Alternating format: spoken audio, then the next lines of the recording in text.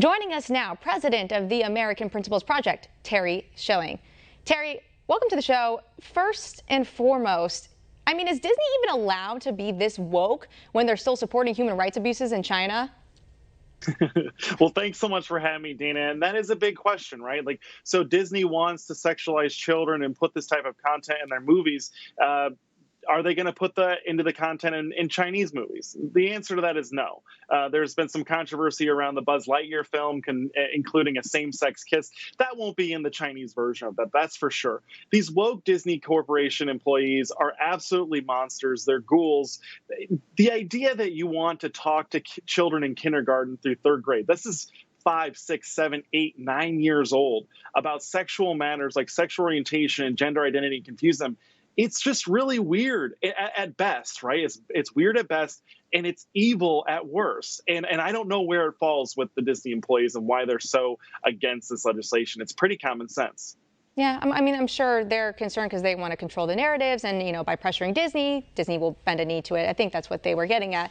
But this bill, it's got a lot of support. 51% actually supported this provision, 35% against it.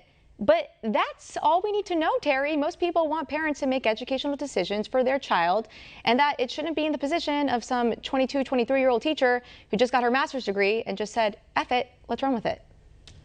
No, that's exactly right, Dana. The thing is that this legislation is incredibly popular, and it's not just popular with Republicans. It's popular with independents. It's popular with Black families, with Hispanic families. I've looked into the crosstabs by the political polling, which, by the way, the questions in the political polling are incredibly slanted towards the opponents of this legislation's position.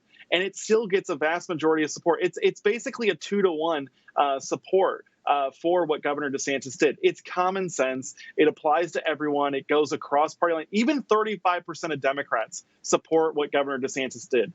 When you have that type of number going on in polling, you have no real movement on the other side of the aisle. No, not at all. It does sound like those in opposition of this bill support sexualizing kids in kindergarten and injecting, like Ron DeSantis said, that woke gender ideology into the classrooms.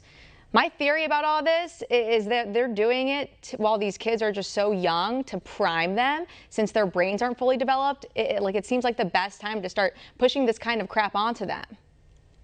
No, and the biggest theme that I want to bring, alert parents to is this theme of keeping this information and this content from parents, right? Like, one of the biggest red flags in any child abuse or sexual abuse cases with children is when the cops and the investigators always ask, did anyone tell you not to tell your parents? Did anyone tell you not to tell the police? And when that has happened, there's almost always abuse in these situations. And this is the theme that these public schools, these government schools are implementing, is don't tell the parents, keep them in the dark.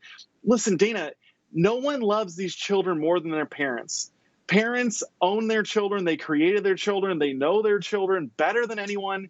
And most importantly, they love their children more than anyone could possibly imagine. We literally are willing to die for our children. We want what's best for them, and we know what's best for them. These schools and these 20-year-old teachers who think they know everything have no wisdom, no experience, and they really, frankly, don't have any true love for our children. Do you ever see this falling completely south here? Do you think the teachers union are going to pressure these teachers, don't follow through with this? Could you just see this falling apart really quickly, perhaps? The only way that I see this falling apart is if parents succumb to the fear and intimidation tactics from the left. Parents are outraged, and rightfully so. But frankly, we need to get more engaged in politics. We need to take back. These schools are all government funded, which means one thing: elections determine their future. We need to elect people who are willing to pull the funding from these schools when they sexualize our children. It kind of just makes me think, whose idea was it to just, of course, I, had some great teachers growing up. I still even keep in touch with some of them. I had some wonderful educators. But, I didn't let them spiral the narrative. Again, I can't tell when I was 6, 7, 8, but, it's just not even appropriate. Why not? Again, and I brought this up last time, why not just save this for high school curriculum, even college curriculum? Why the younger people? It's because they're moldable. It's because young children are sponges. It's because they're a blank canvas that you can paint any colors on, including a big bright rainbow flag. And that's what they're trying to do here. They're trying to confuse them sexually and to break them, because once kids go through puberty, they really don't go back to being gender confused or androgynous or whatever they're trying to make us. They want to break us sexually. Look, at the end of the day, this is all just cultural Marxism.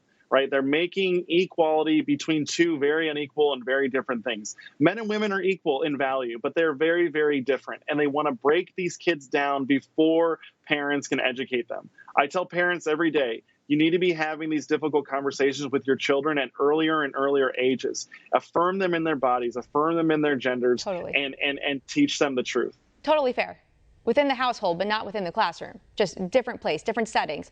Why do you think corporations like Disney, for instance, are hopping in on this? And do you see other mega corporations doing the same, following suit? Well, the LGBT movement has a lot of power in the culture, and they dominate the elite opinion stream that so many of these woke corporations are only paying attention to. So they've been intimidating Disney, and they have a good amount of employees there that care about these issues, and they're just basically succumbing to the mob. What we need to do is we need to answer back and start making them feel pain on both ends of the spectrum.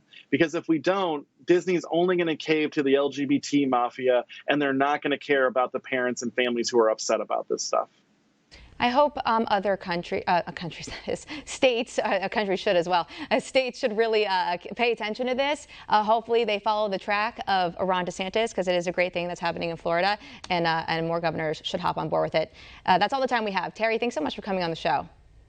Thanks for having me, Dana.